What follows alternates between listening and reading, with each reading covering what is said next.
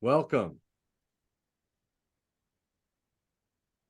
Okay, I'm going to get started now. And like I said, my name is Mark Turkel. And if you have any questions or anything, please feel free to interrupt me. I have a lot here, so I'm going to kind of go fast. So feel free to stop me.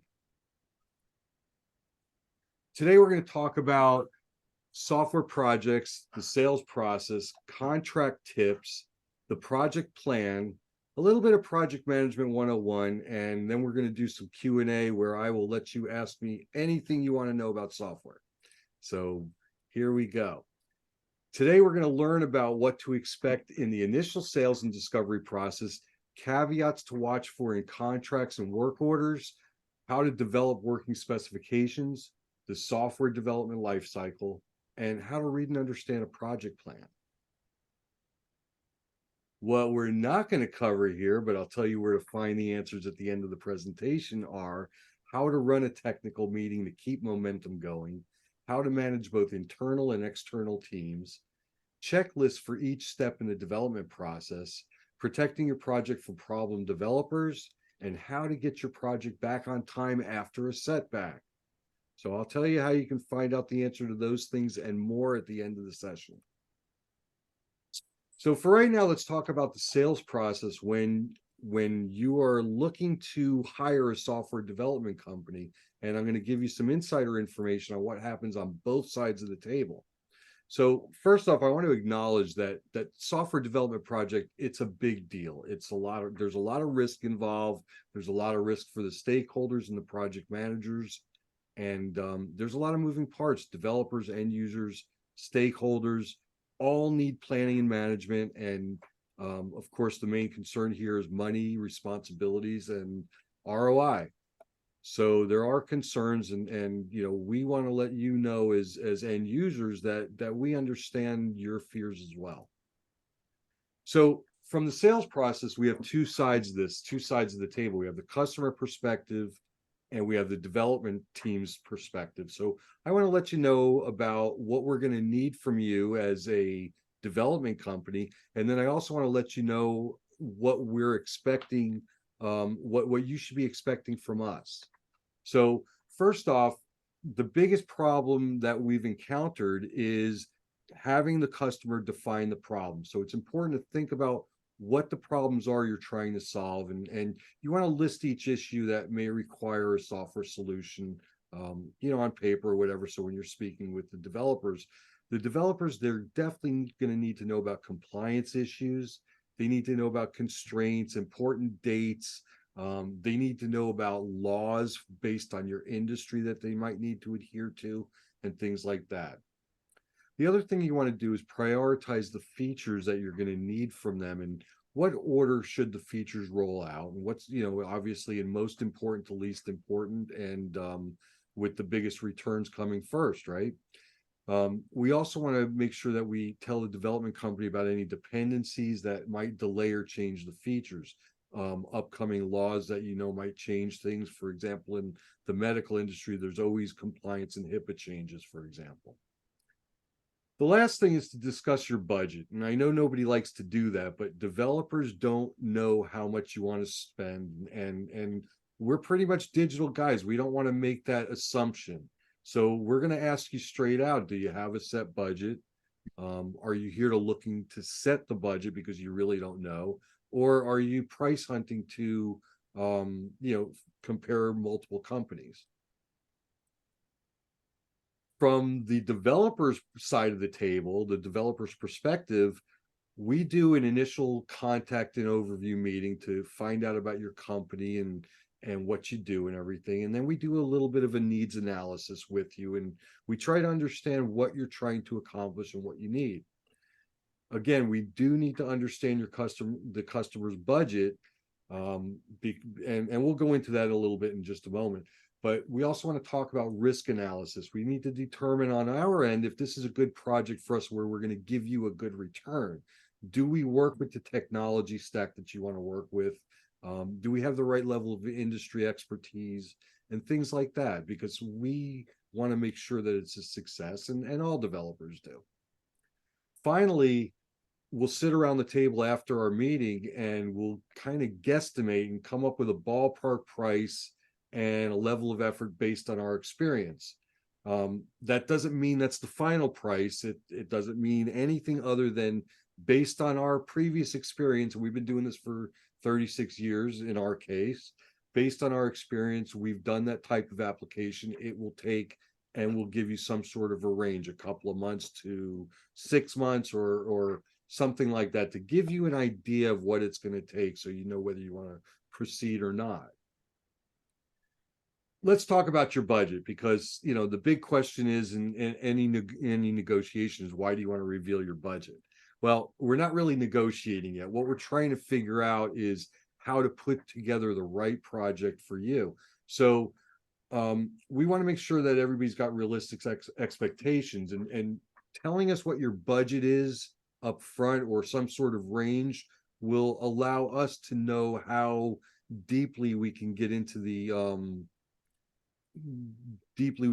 different features and things in the system to accommodate your budget. It also lets us know if it's possible to complete the main tasks that you need us to do. So sharing some sort of budget in the beginning will save everybody a lot of time and heartache down the line. I've had experiences where I've gone and looked at cars that were gorgeous and said, yeah, I want all the features, this, that, and the other. And then, of course, they go to the back room and they come back with the green magic marker and shock you. So we don't want to do that. We want to be upfront and honest, and knowing your budget allows us to think a lot more creatively. It lets us prioritize the features. It lets us avoid the surprises, and it really lets us sit around and figure out how we can give you the most bang for your buck and maximize the value based on your budget. So what's next? Next thing in the process is we present an idea of cost and time to decide if the project is affordable. It's really your first go, no go decision. And your questions are, can we afford the project? And if we can't afford the project, do we have enough budget to get the core features we need done?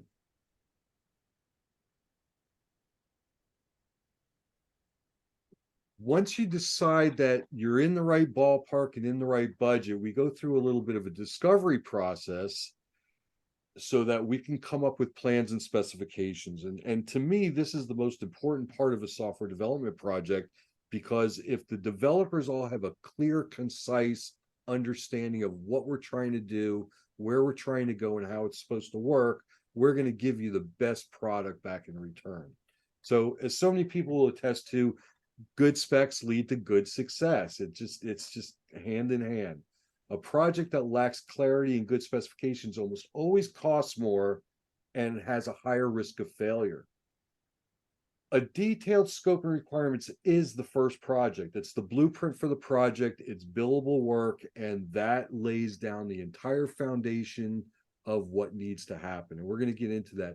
But before I go any further, I just want to stop and ask if anybody's got any questions or any comments they'd like to share. Good? Okay. Okay, so in my company, and we've been around for about 36 years now, we always start out every project with what we call a scope and requirements document. And it's a little project. It's the first billable sprint or mini project that we do.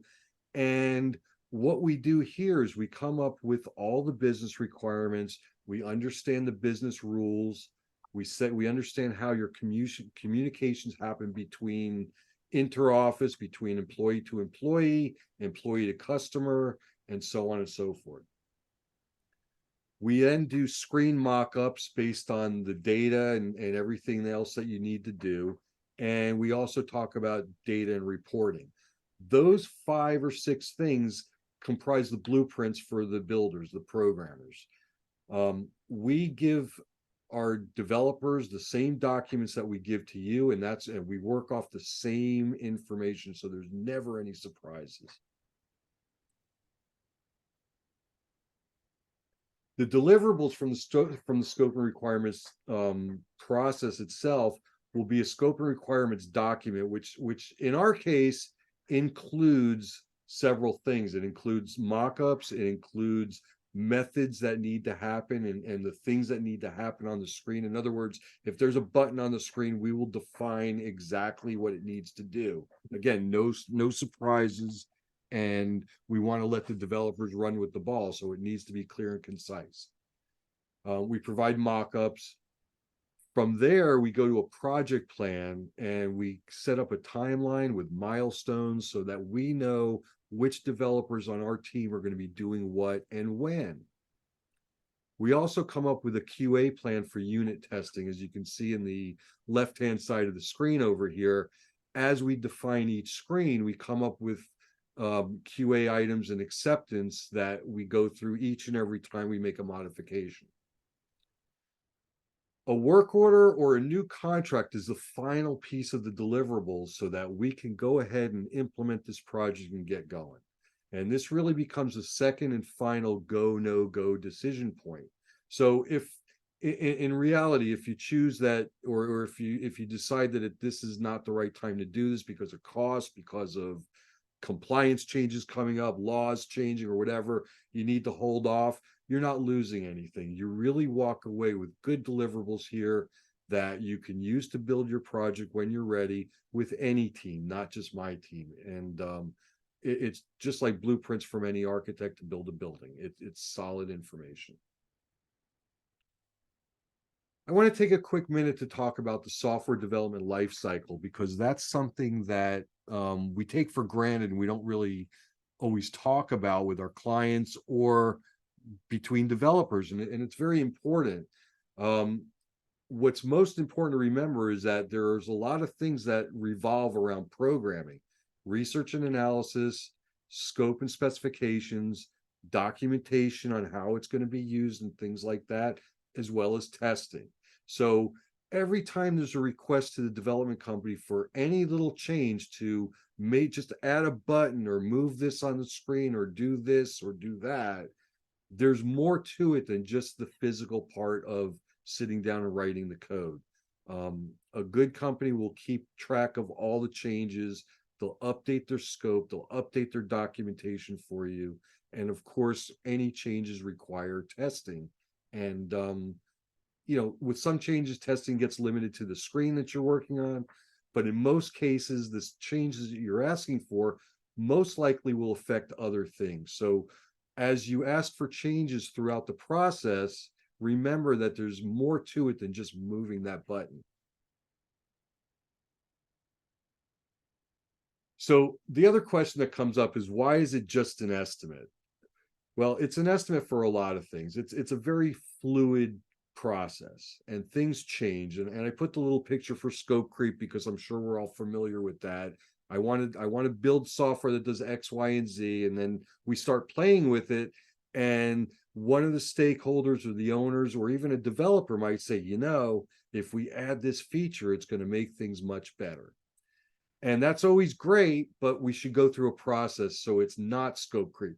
Scope creep, by definition, is adding features and functionality without addressing the effects of time, cost, resources, and maybe even not getting approval from the customer. So it's not a good thing to have scope creep. It's the one thing that most project managers watch for like a hawk, because that can really change the whole look and feel of a program and the process and the project. The other reasons that we don't give a fixed price on things is because there's instances where we may need to work with third-party applications or third-party plugins or third-party controls that don't always work the way they're advertised to. And sometimes the developer simply runs into a brick wall trying to make things work exactly like you want them when the system really wasn't built to do that. So we call it an estimate. We're pretty good about doing an estimate after 36 years, but understand that I think 99 out of 100 software development companies will give you an estimated cost for an application and not a fixed price, unless it's something really small like capturing a name and address, and that's the whole application. Yeah. All right. Why projects fail? There's a couple of good solid reasons that a project can fail, and a lot of these can be prevented. The first is poor project management. That includes a lack of clear goals, insufficient planning, inadequate resources, and ineffective communication among the team members. We have unrealistic expectations by the client.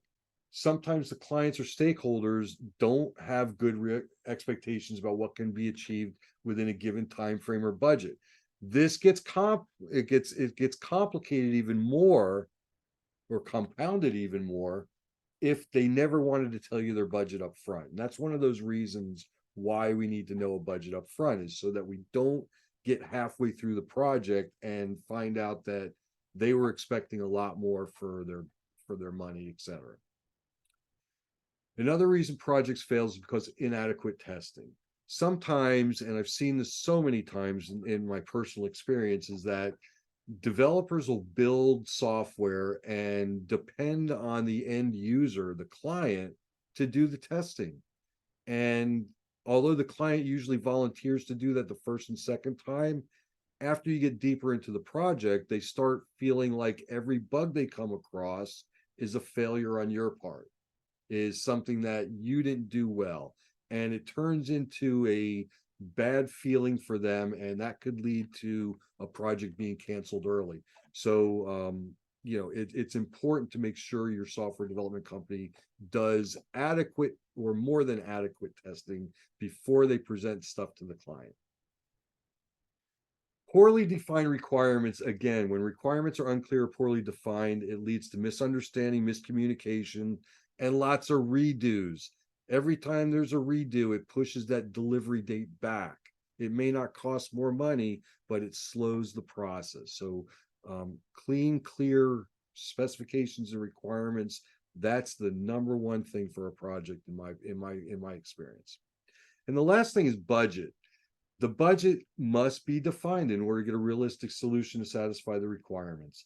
And if we know this up front, we can certainly adapt the proposal to be less features to save money. So there's flexibility there, but we need to know what we're working with. Some contract tips once you guys are ready to go to contract. And here's my disclaimer: I'm not an attorney. My advice is only based on my personal experience. I cannot be held responsible or liable for your legal documents or decisions in any way. Okay, with that being said, here's must-have items that I make sure is in our contracts and that I would request from any company doing any type of work for me. Um, I want clear ownership of intellectual property. I want to know what the terms of service are. When am I going to be working? When will I not be working? Under what conditions do they have access to us, and so on and so forth. Terms of compensation, that needs to be very clear too. Everybody needs to know when a bill is due, how much it is, and what the terms are. Terms for support during and after the project, that should be talked about up front. Once the project is done, basically it's done. So we always have at Palm Beach Software a first year success plan that we strongly ask our clients to sign up for, which gives them hands-on support, phone support, email support, text support. If you need us, we are there for you type of support. And that's been my way of doing business for the last 36 years. Not everybody does that, but that's something that you should ask about. Remedies for breach of contract. Of course, these are things that you need to work out with your attorney, but who keeps what if this turns into a divorce or a bad breakup? Non-disclosure and confidentiality agreements. I want to touch on that along with non-compete. I'll touch on that real quick. Most development companies don't want to sign those anymore. And the reason being is we don't want to be prevented from working in a particular industry because of something we've signed. Normally, when we build custom software for you, it's really built for your company and only your company.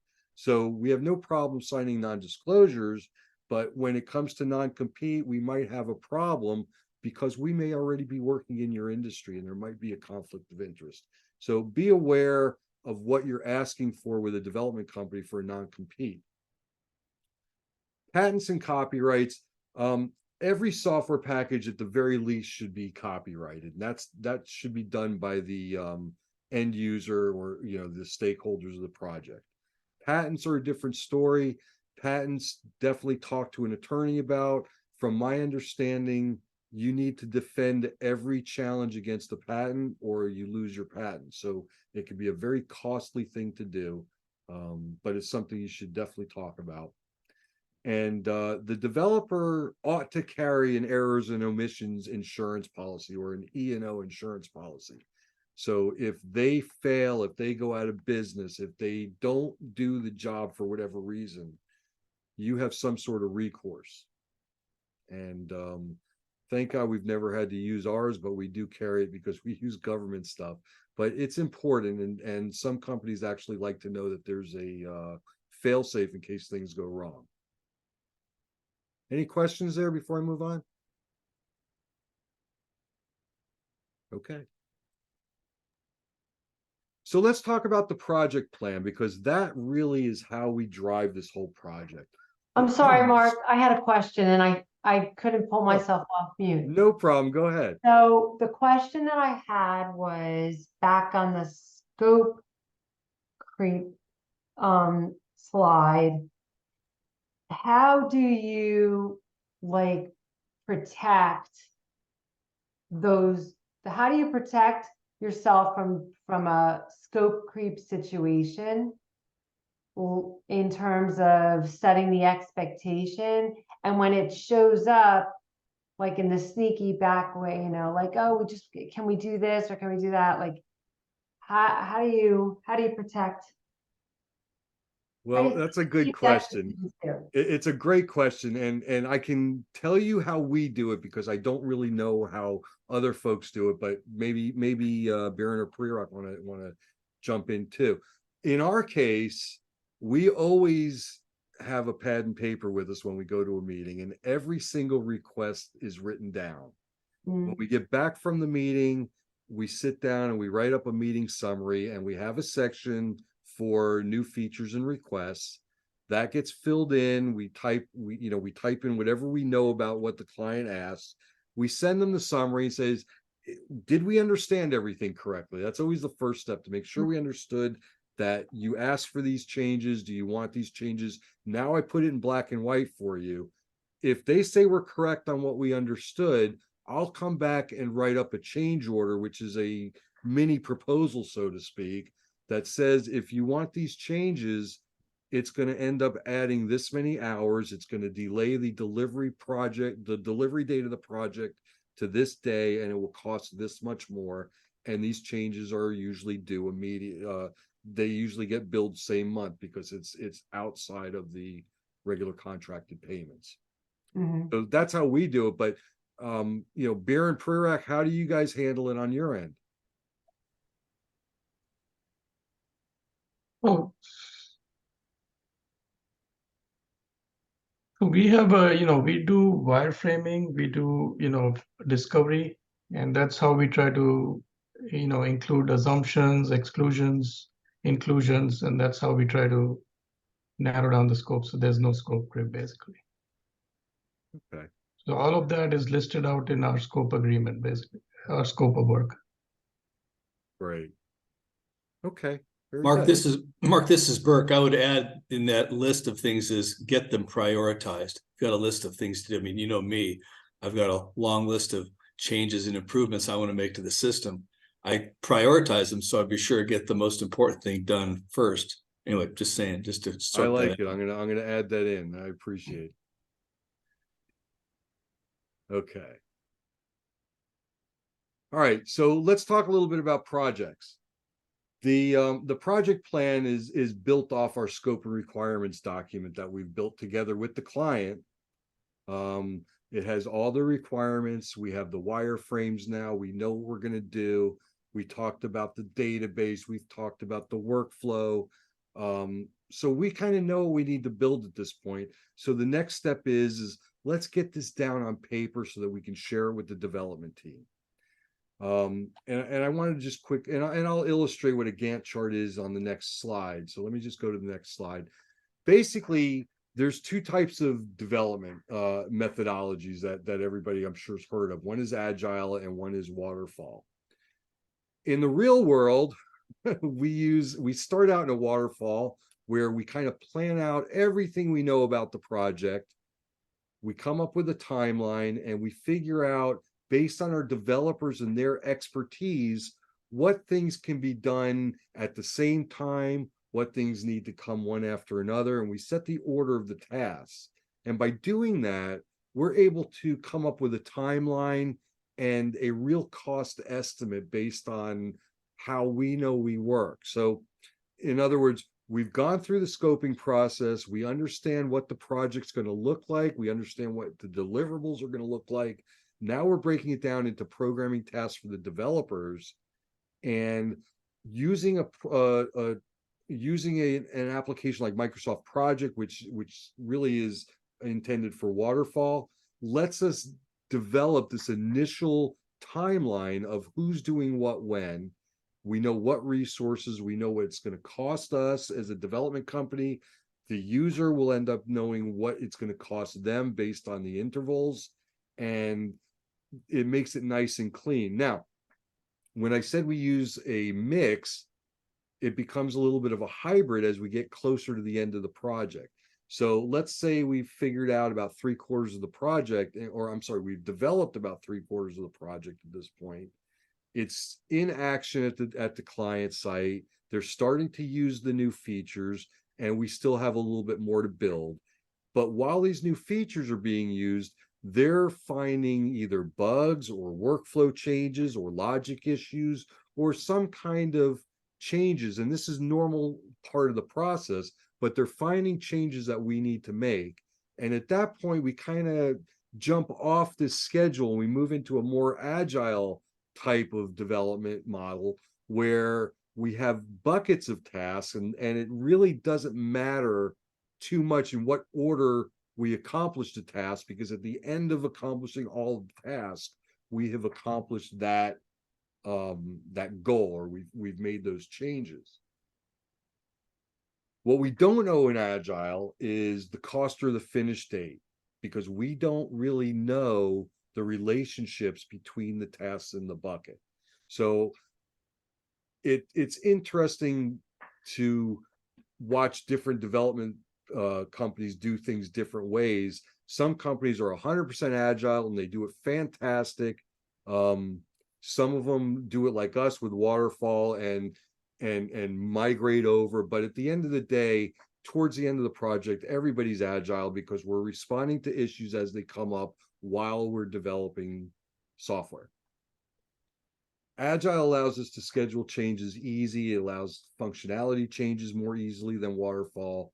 And it lets you estimate the project's work and ending dates based on a measured velocity of work, as opposed to waterfall, where we've laid everything out in very specific terms. We know the exact ending date and the exact price, with the understanding that we didn't hit any snags or changes, etc.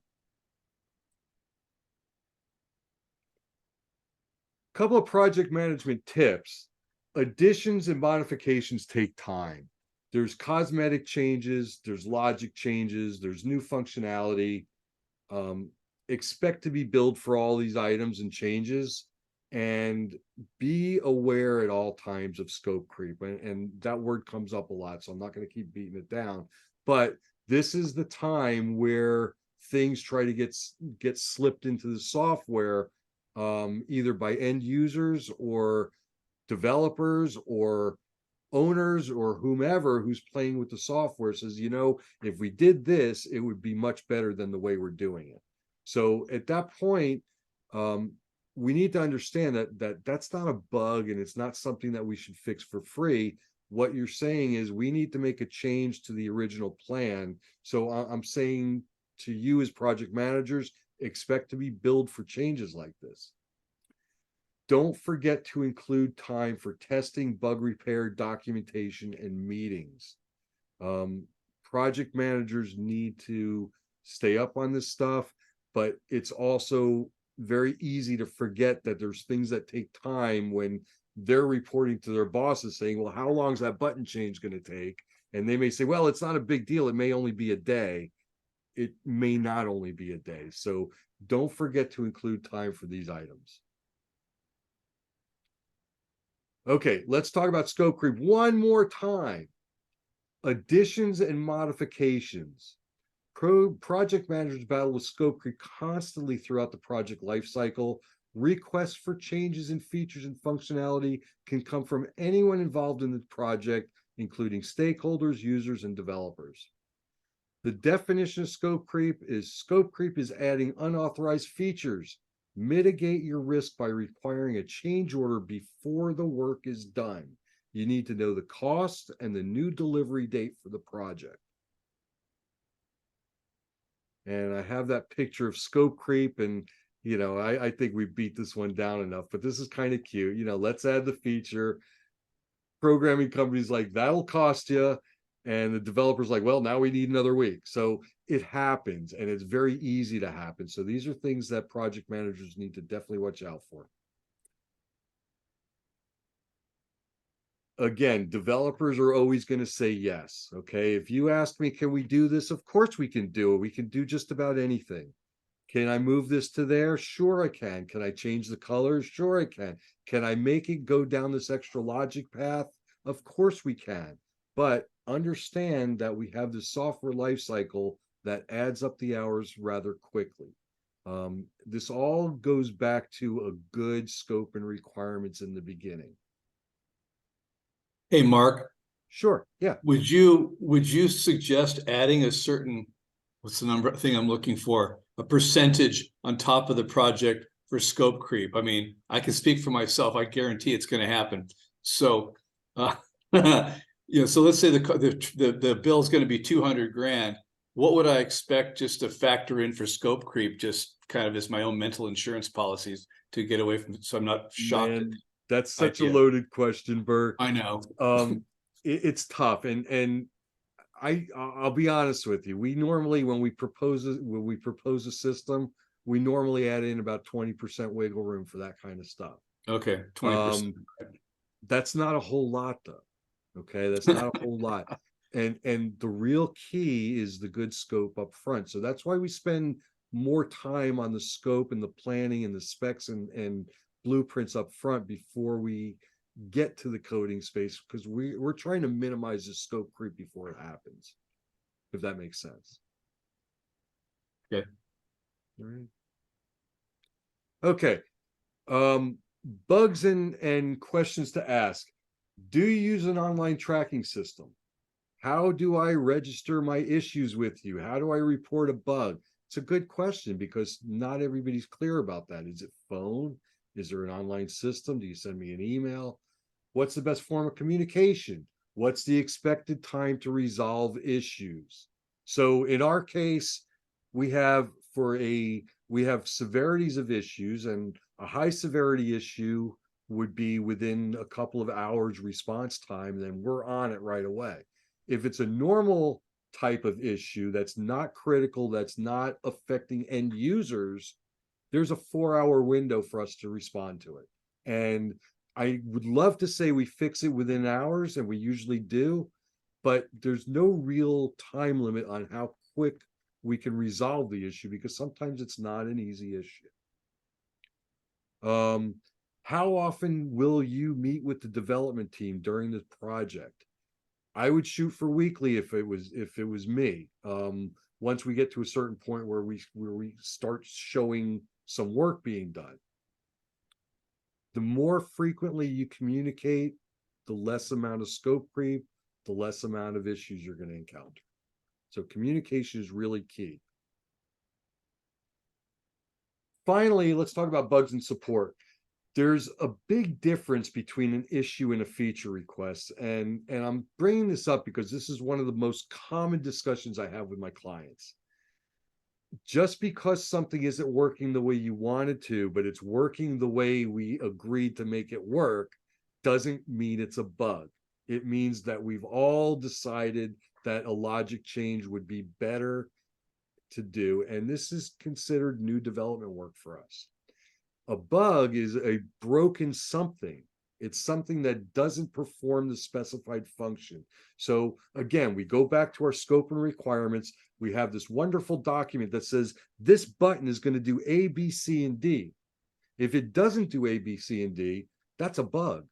If it does do A, B, C, and D, and you want it to do E, that's a feature request. That's a modification. That doesn't fall under technical support.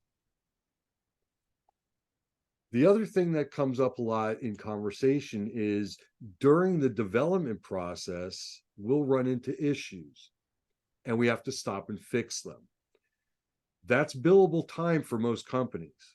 Most companies have experts that are really good at developing software and debugging things, but until it's rolled out and accepted by the customer, it's still in development. Once you've signed off on it, it's live.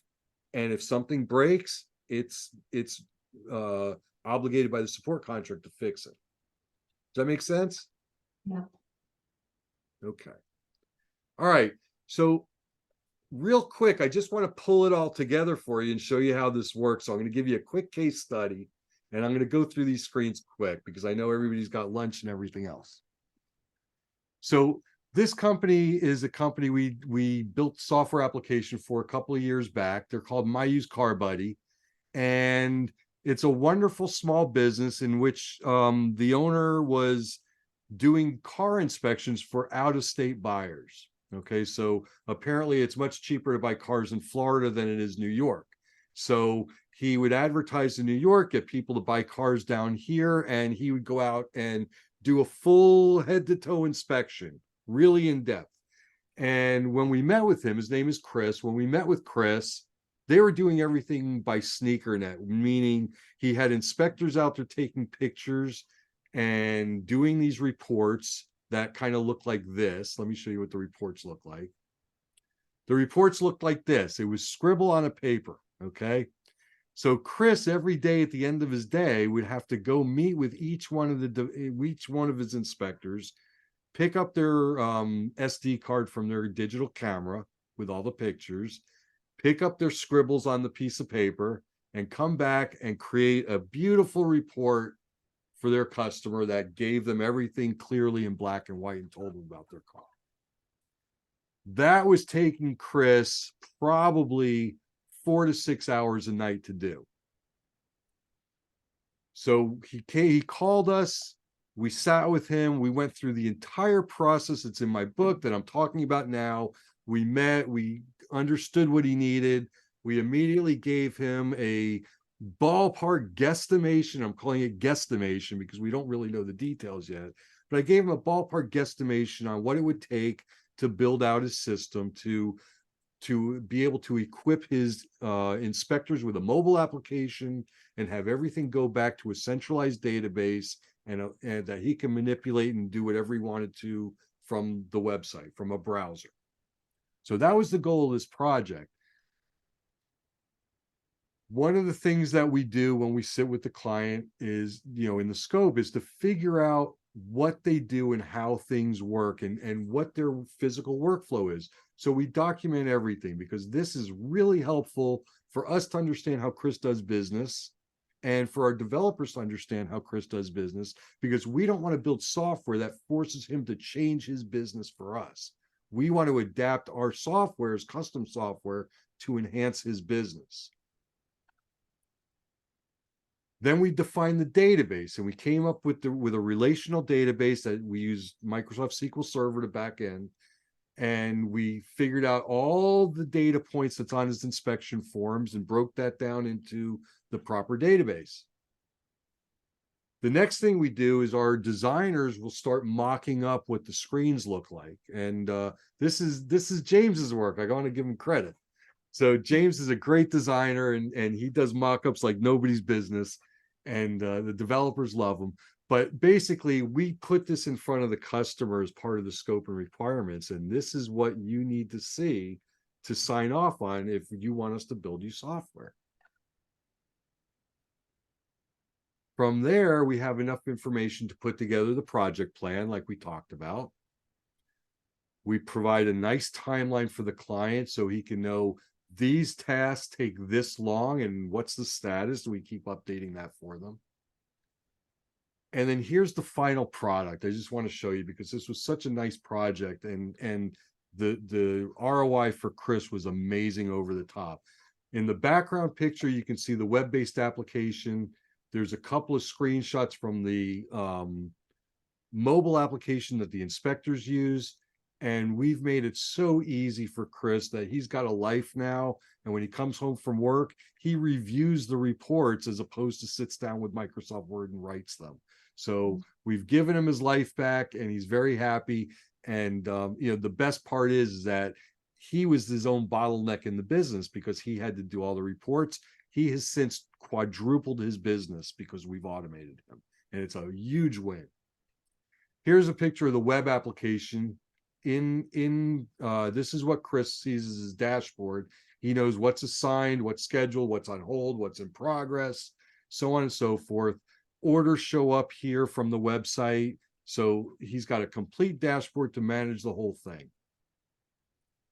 His inspection reports are gorgeous now. This is the entry screens now. So the inspectors, they're filling this out on their phone. And as it prompts them for a picture, it goes into the right places. And, it really sets up for a beautiful report. And here's the final report. So the final report shows the car, the images, everything that's wrong with it, everything that's right with it. And, I'm not going to give you the whole report because that's what he does, but it's like a 22-page report. And at the end, it's his recommendation of whether to buy or not. So it's very nice. Here's a couple more. I guess we do have a couple more pages. So you can see there's, wheels inspection, the different inspection points, and so on and so forth. So it came out really nice. And this project, like most of our projects, was flawless because we stuck to the plan, we stuck to the program. And here's my offer for you. If you want to find out more, of course, you can download or purchase my book in print from Amazon. Just go ahead and scan the screen. We have a masterclass workshop. If you are getting ready to start a software development project and you would like us to help you gather your requirements and understand what to provide any development company so you can get the best return on your investment, that's what our masterclass is all about. It's 4 hours, it's personalized, it's hands-on. So it's not just me talking. We're going to get out the paper and pencils and get some work done together. Finally, if you'd like to discuss your project and have us involved, there's a link to set up a quick meeting with me, and I'd love to hear about your project and see if we can be of help. If not, I know the right people that can help you if I can't. So definitely get in touch with me. And at this point, I will open up the floor for any questions. I'll leave the screen up for a little bit, but any questions, ask me anything about software development. Yeah, a question I have, is sometimes you have something you develop for somebody else, and it's maybe a reusable tool that some other clients could use. How do you, or maybe I don't know, just get another loaded question. I'm full of them, but how do you kind of navigate that where you've got a piece you've created for, like, let's say there's something that I looked at that car thing. Can't use it myself, but I'm just saying if there was something in there that I saw that, ooh, that's cool, and you built it. How do you navigate, or how do you deal with taking something you built for somebody else and then repurposing it for another client, if that's doable? I'm going to give you all the honest Mark Turkel answer for this. Okay.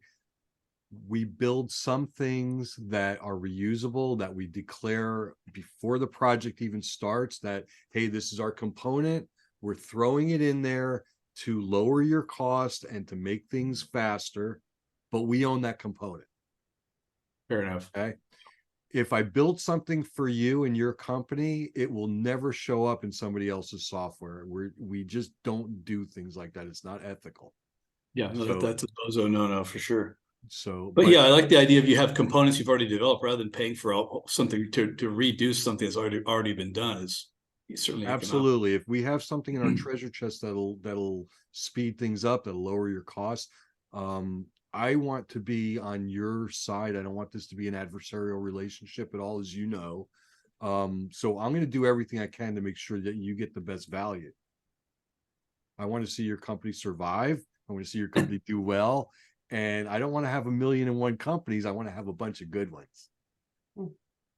So I hope that answers the question. Yeah, for sure. Thanks. Okay. Any other questions? How do you know that you're gonna be a fit for the workshop? Like what specifically do I need to have as a goal that this workshop would be a great fit for me? You need to know that you are going to move into a software development project. I Okay. think that it may be helpful if you're trying to decide if you need to use custom software versus a package software. That might be a really helpful exercise to help you flush out exactly what your company needs so you can compare it against other applications. Mhm. And then the project is if I have a project that I want developed for me for the If you- 20 minutes. I'm sorry, say that again. 20-minute complimentary is if I have a specific project that I want to have developed for me and work with. If company you want to, software.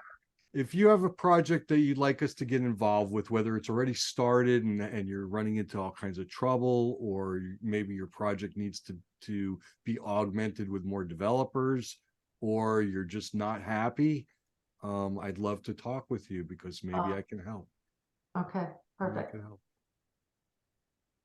So Mark, how do you know it's the right project team or company to work with? How do you determine that? a lot of it's gut feeling. I want to make sure, and this is, it's not such a silly answer when you think about it. There's a lot of gut feeling that goes on. The client and I have to get along. We have to be able to communicate well. We have to be able to understand what they're trying to accomplish, and I have to be able to understand where the goal line is. I need to know where the finish line is. With those things in mind, then I would evaluate, do we specialize in that technology stack, and do we specialize in that industry, and do we have enough industry knowledge to help the client? A lot of times, we'll call you guys if it's something out of our wheelhouse, and see if you guys do that. So I'm not afraid to walk away from a project if I don't think it's going to be a good outcome for everybody, if that makes sense.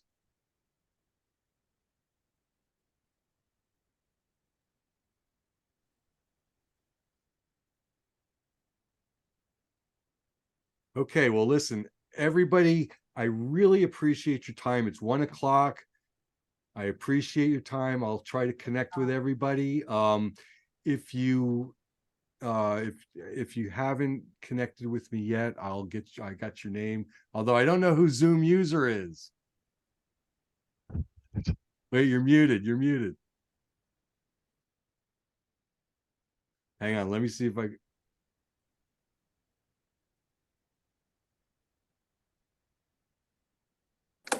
Hello, There can you hear? go. Can you hear me? Yes, now I can. Yeah, I spoke with you Monday. Oh, Robert. Yes, Robert from Aruba. Nice to meet you, Robert. Yeah, sorry that I signed in and I didn't put my name. No worries, man. No worries. I'm glad we got to meet you now. And do you want to tell us who you are real quick before we all drop out? Yes, basically, I worked for almost 35 years in aviation as an air traffic controller, instructor. I did private pilot, have a private pilot license, and right now I started my own business, basically in consultancy, but I do a lot of management work and also quality assurance and safety management. And we met through LinkedIn. Yeah. And it was very interesting to know that I'm a true software, because I believe a lot in data, that data is the way forward, that we met through LinkedIn. And I definitely see a a positive point in getting to know this opportunity. Well, great. I'm looking forward to working with you in the future. Sure. It'd be wonderful. Great. Well, everybody, thanks. And Cristiano, good to see you, man. Good to see you, my friend. Okay, great. Well, listen, everybody, thank you so much for coming, and we'll be doing this again next month, and I will see y'all soon. Thanks. Okay, Thanks, enjoy. everyone. See you guys.